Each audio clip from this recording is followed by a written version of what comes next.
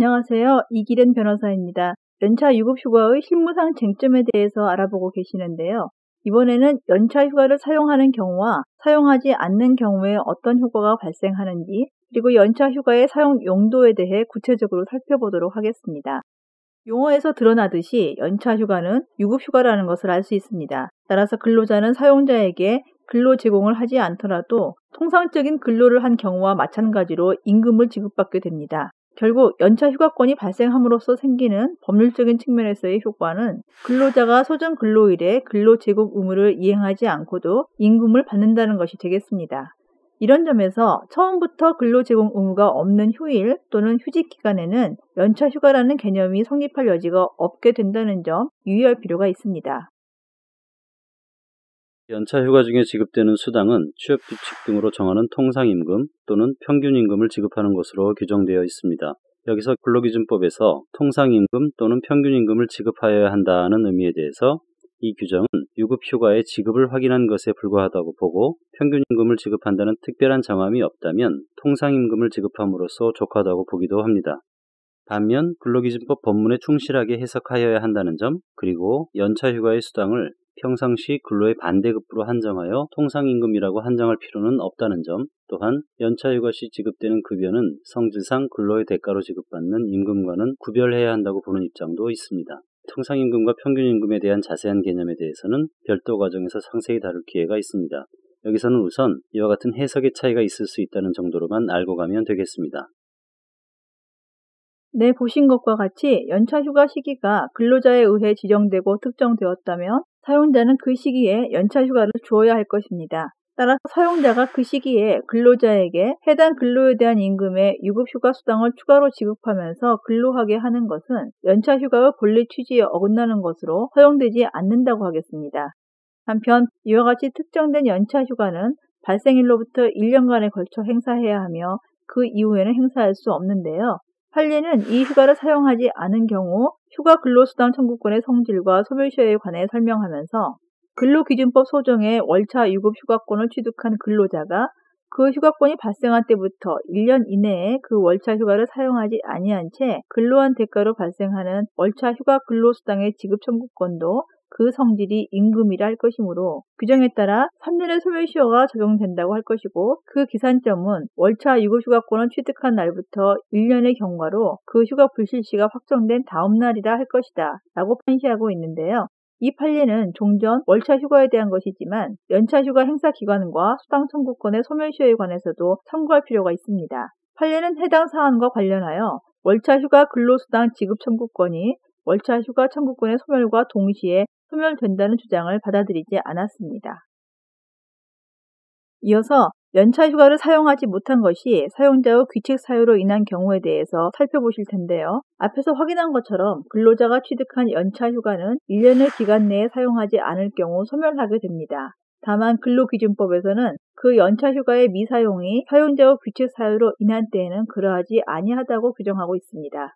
주의할 점은 여기서 1년의 기간 내에서의 기간의 의미는 근로자의 시기 지정 기간이 아니라 사용의 기간을 말한다는 점입니다. 다시 말하면 근로자가 사용자에게 연차 휴가를 사용하겠다는 지정을 1년 내에 했다고 하더라도 결과적으로 그 1년 안에 연차 휴가를 사용하지 못하였다면 연차 휴가는 소멸한다는 것입니다.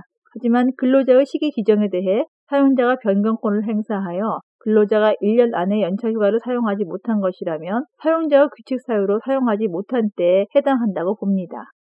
자, 그렇다면 사용자의 귀책 사유를 어떻게 판단할 것인지가 해석 문제로 남게 될 텐데요. 통상 기업 현장에서는 여러 가지 이유가 있을 수 있겠지만 특별한 경우를 제외하고 근로자들은 연차 휴가를 사용하기를 원한다고 볼 때 사용자가 휴가의 사용에 협조하지 않는 경우를 다룰 필요가 있을 것입니다. 흔히 취업규칙 등에서는 근로자의 연차휴가 청구에 대해서 사용자가 휴가를 부여한다고 규정하기도 하지만 어떤 기업에서는 사용자가 연차휴가를 허가한다든지 혹은 승인하는 것으로 규정하는 경우가 적지 않습니다. 이렇게 연차휴가 사용에 사용자의 허가 내지 승인이 필요한 경우에 만일 사용자가 불성실하게 협조하지 않는 경우가 문제라는 것입니다.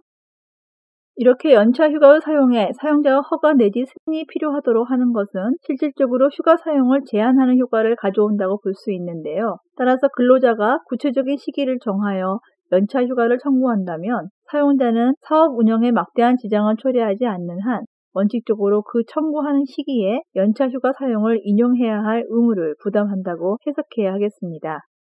판례도 기본적으로 이와 같은 입장이라고 볼 수 있는데요. 근로자가 직장 동료와 싸운 후 다쳐서 출근하지 못하고 전화로 연차휴가를 신청한 사안에서 회사의 취업규칙은 매주 주일을 주휴일로 규정하고 있는 한편 근로자가 연차휴가를 청구하는 절차에 관한 정함이 없는 사실, 회사의 차장 계장, 총무 계장에게 전화상으로 치료기간 중 계속 연차휴가를 실시한 것으로 처리해달라고 하는 것은 적법하게 연차휴가를 청구한 것이고 이에 대하여 회사가 근로기준법에 의한 변경권을 행사했다고 볼 만한 자료가 전혀 없으므로 근로자는 연차휴가권을 행사한 것이어서 출근하지 아니한 것이라고 볼 것이지 결코 위 기간에 결근한 것이라고는 볼 수 없다는 취지로 판단하고 있다는 점 유의할 필요가 있습니다. 따라서 근로자의 이러한 연차휴가 사용을 이유로 사용자가 징계 등의 처분을 한다면 부당한 것으로 판단될 가능성이 크다고 하겠습니다. 또 다른 사용자의 귀책 사유로 들 수 있는 것은 바로 사용자가 대체 인력을 확보하지 않아서 현실적으로 근로자가 연차휴가를 사용하지 못하는 경우입니다. 사용자는 연차휴가 인원을 사전에 충분히 계산하고 고려하여 근로자가 업무 부담으로 인해 연차휴가를 사용하지 못하는 상황은 만들지 말아야 할 것입니다. 네, 사용자의 귀책 사유로 논의되는 몇 가지 사항에 대해 살펴보셨는데요. 그렇다면 이와 같이 사용자의 귀책 사유로 연차휴가를 사용할 수 없게 된 경우 그 법적 효과는 어떻게 처리될까요? 물론 이 문제는 법리상으로는 그리 난해한 문제가 아닙니다. 왜냐하면 민법상의 소멸시효 중단의 법리를 원용시켜서 해결하면 되기 때문입니다. 따라서 사용자의 귀책 사유로 연차휴가 사용의 소멸시효가 중단된다면 중단까지 경과한 시효기간은 이를 산입하지 아니하고 중단 사유가 종료한 때로부터 새로이 진행하게 될 것입니다. 이어서 보실 것은 연차휴가의 사용 목적이라는 문제입니다. 연차휴가의 사용을 어떻게 하느냐에 대해서는 근로자의 자유에 속하는 것으로 보아야 하겠습니다. 따라서 근로자는 연차휴가의 사용 용도를 사용자에게 통보할 필요도 없고 설령 통보하였더라도 그 통보한 용도와 달리 사용했다고 하여 문제될 것은 없다고 보아야겠습니다. 이러한 연차휴가의 자유 이용과 관련하여 실무상으로 문제가 되는 것이 있는데요. 바로 휴가 기간을 이용하여 근로자들이 파업 등 쟁의 행위를 하는 것이 그것입니다. 이러한 쟁점을 해결하기 위한 기준은 그와 같은 집단적인 연차 휴가 실시로 인해 사용자의 사업의 정상적 운영을 저해했는지가 될 것입니다. 그렇다면 예를 들어 근로자들이 쟁의 행위를 할 목적으로 일제히 연차휴가를 청구하는 경우에는 어떻게 처리해야 할까요? 네, 이 문제에 대해 판례는 택시회사의 노동조합 사건에서 택시회사 노동조합의 조합장이 실질적으로 회사로부터 거부당한 요구사항을 관철시키고 회사의 정상적인 업무 수행을 저해할 의도로 근로자들에게 집단적으로 연차휴가를 사용할 것을 선동하고 이에 따라 근로자들의 집단적 연차휴가 사용 및 근로제공 거부 행위가 이루어진 경우 이는 이른바 쟁의적 준법 투쟁으로서 쟁의 행위에 해당하고 이와 같은 행위를 함에 있어 노동조합의 결의를 거치거나 쟁의 발생 신고를 하는 등의 노동쟁의 조정법상의 적법한 절차를 거치지 아니하였음은 물론 이로 말미암아 회사에게 예상치 못한 업무의 저해를 초래하였으며 택시 이용자들에게 많은 불편을 초래한 점 등이 인정된다면 이와 같은 준법 투쟁은 정당한 쟁의 행위의 한계를 벗어난 것으로서 이를 선동한 조합장의 행위는 단체협약 소정의 면직 사유에 해당한다고 보아 이를 이유로 한 면직 처분은 정당한 인사권의 행사로서 부당 노동 행위에 해당하지 않는다는 취지로 판단한 사례가 있음을 유의해야 하겠습니다. 다음으로 실제로 종종 쟁점이 되었던 것으로서 사용자가 연차휴가 목적에 비추어 시기 변경권을 행사하거나 또는 승인하지 않았음에도 불구하고 근로자들이 연차휴가를 행한 경우에 사용자가 근로자에 대해 제재를 가하거나 또는 이를 무단결근으로 처리하는 것이 정당한지의 문제입니다. 네, 이 쟁점에 대해서는 먼저 사용자의 시기 변경권의 행사가 적정한지 그 요건과 절차를 검토할 필요가 있습니다. 이어서 사업 운영에 막대한 지장이 있는지 여부를 살펴서 판단하면 될 것입니다.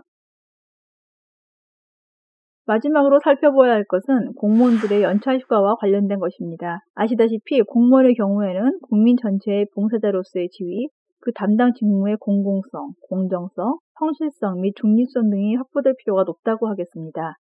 그 중에서도 특히 교원은 그 직책상 불편부당한 중립적 가치를 학생들에게 제시해야 할 것이며 다양한 가치 및 세계관 중에서 학생들이 스스로 정당한 가치관과 세계관을 수립할 수 있도록 조력해야 할 책무를 부담합니다. 이 문제는 우리 세대가 아닌 미래 세대와 연관된 매우 중대한 일이 아닐 수 없는데요. 예를 들어 교원이 백지 상태와 같은 학생들의 생각 속에 지나치게 한쪽 입장에 경도된 가치관과 세계관을 심어주는 것은 결코 바람직하지 않다고 하겠습니다. 이러한 문제가 연차 휴가와 관련된 법리적인 측면에서는 교원 휴가 업무 처리라는 것으로 표출됩니다. 즉, 일부 교원들이 연차 휴가를 이용하여 쟁의 행위를 하려는 경우가 있는데요. 이때 교원 휴가 업무 처리는 학생들의 수업 등을 고려하여 특별한 사유가 없는 한 여름과 겨울방학 휴업일에 실시하고 휴가로 인한 수업 결손이 발생하지 않도록 필요한 조치를 취해야 하는 것으로 규정되어 있습니다. 네, 이상과 같이 연차 휴가의 실무상 쟁점 중 하나로 휴가 사용과 사용하지 않은 경우의 효과 등에 대해 알아보았습니다. 적지 않은 쟁점들이 포함되어 있는 주제였는데요. 이러한 문제도 법리적으로는 명쾌히 설명될 수도 있겠지만 실제로 현실에 적용시키는 과정에서는 노사 간에 큰 갈등이 표출될 수도 있는 문제들입니다. 특히 사용자와 규칙 사유 판단, 휴가 사용의 현실적인 여건으로서의 대체 인력의 확보, 연차 휴가의 사용 용도 등이 여기에 해당할 수 있겠는데요. 노사 간에 서로의 입장을 조금만 더 이해하려는 노력이 한층 요구되는 문제라고 할 수 있겠습니다.